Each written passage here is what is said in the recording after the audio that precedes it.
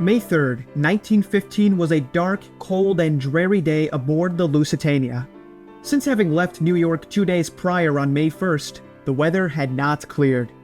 The sky was dark and overcast, and the isolated rain showers continued to take place, drifting in sheets across the Atlantic. The wind on this day had intensified, whipping across her upper decks. Many of the passengers aboard the ship would spend this dreary day inside.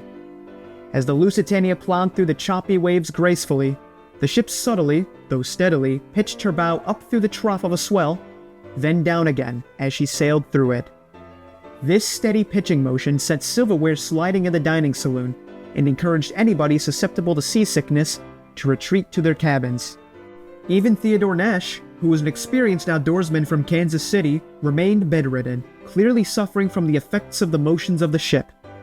Others, hardier or more stoic, noted the rough conditions with a sort of wary detachment in journals and letters, for it was just another fact of ocean travel. Many of the passengers aboard the ship who were not bedridden with seasickness, meanwhile, were making friends and acquaintances amongst each other. One of the more notable and touching friendships that would flourish during the voyage was one between second-class passengers Avis Dolphin and Professor Ian Holborn. Avis was both seasick and lonely during the crossing, as her parents were not on board. Professor Holborn, having noticed this, kept her spirits up by telling stories of his own children in the Isle of Fula.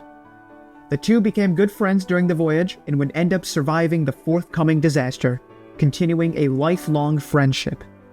Another notable relationship that flourished aboard the Lusitania was that of Miss Gerda Theoline Nielsen. She had booked her passage in third class aboard the Lusitania to return to England in the spring of 1915 to visit her sister in South Shields. On the morning of the sailing, she stepped out onto the deck to take in the view and the moment. There she met John Welsh, an engineer returning home to Manchester after a stay in the United States. Whether by chance or by fate, the two struck up a conversation, an easy, natural exchange, and something warm and unexpected began to grow between them. In the days that followed, a quiet shipboard romance blossomed amid the gray Atlantic mist. Both passengers were frequently observed conversing in the corner of the third-class general room throughout the voyage. Later, by the night of Thursday, May 6th, the two were inseparable. Seeking a change of scenery from the crowded lounges and dim corridors, they took a quiet walk together on the open deck.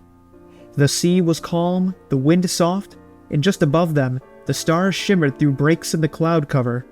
There, beneath that quiet sky, John proposed. Gerda accepted without hesitation. They decided that they would marry as soon as the Lusitania reached England. In spite of it only having been 5 days since they met, the two knew that it was meant to be.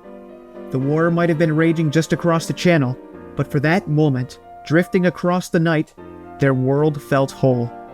Both passengers would survive the forthcoming disaster, marry on May 13th in England, not even a week after the disaster, and remain married for life. The conversations the passengers had with each other on this day were no longer about torpedoes or the warning that had appeared in the papers on May 1st. After 2 days of discussion between May 1st and May 2nd, this conversation topic quickly ran dry, and the passengers began to gossip about various other topics, whether it be wartime related or perhaps a personal topic. Below decks, meanwhile, the crew maintained an almost ritualized rhythm. Captain William Turner had instituted a strict schedule of daily drills and safety checks, fire procedures, inspections of the watertight bulkhead doors, and lifeboat readiness routines. Instead, only the ship's 2 emergency boats, being lifeboats numbers 13 and 14, were kept always swung out on their davits. It was these 2 boats that were used for the daily lifeboat exercises.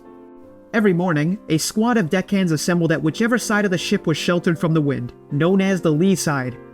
Senior third mate John Lewis oversaw the drill. At his crisp command, "Man the boats," the men climbed into position, donned their life jackets, and settled into their assigned places. Moments later, they were dismissed and returned to duty. A performance, but a necessary one. John Lewis also joined Staff Captain Anderson for the ship's daily inspection rounds, beginning promptly at 10:30 a.m. each morning. Joining alongside them were the senior surgeon, the assistant surgeon, the chief steward, and the chief purser. They met outside the purser's bureau on B deck across from the elevators, and worked their way up from the top decks to the lowest spaces in steerage. The goal was simple: ensure the ship was clean, orderly, and seaworthy. These daily routines gave a strange sort of comfort to those watching from the passenger decks. For many, it was a reminder that the Lusitania was in capable hands. Occasionally, the line between duty and entertainment seemed to blur.